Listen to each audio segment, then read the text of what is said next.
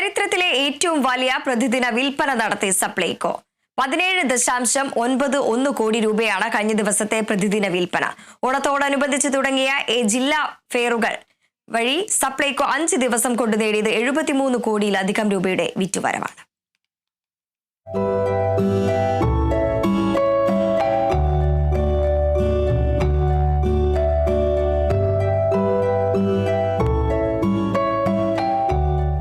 ഇന്നേ വരെയുള്ളതിൽ ഒരു ദിവസത്തെ ഏറ്റവും ഉയർന്ന വിൽപ്പന നടന്നതായി സപ്ലൈകോ കണക്കുകൂട്ടിയത് ഇക്കഴിഞ്ഞ 27-ാം തീയതി 15.7 കോടി രൂപയുടെ വിൽപ്പനയാണ് അന്ന് നടന്നത്.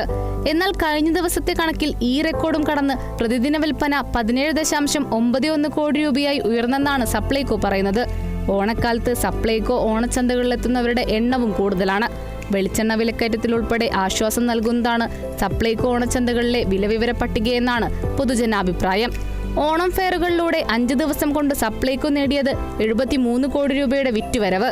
ഇതിൽ 125 കോടി രൂപ സബ്സിഡി ഇനങ്ങളുടെ വിൽപ്പന വഴിയാണെന്നും ഈ മാസം ആകെ 42 ലക്ഷം ഉപഭോക്താക്കളാണ് സപ്ലൈകോയെ ആശ്രയിച്ചതെന്നും സർക്കാർ വ്യക്തമാക്കുന്നു.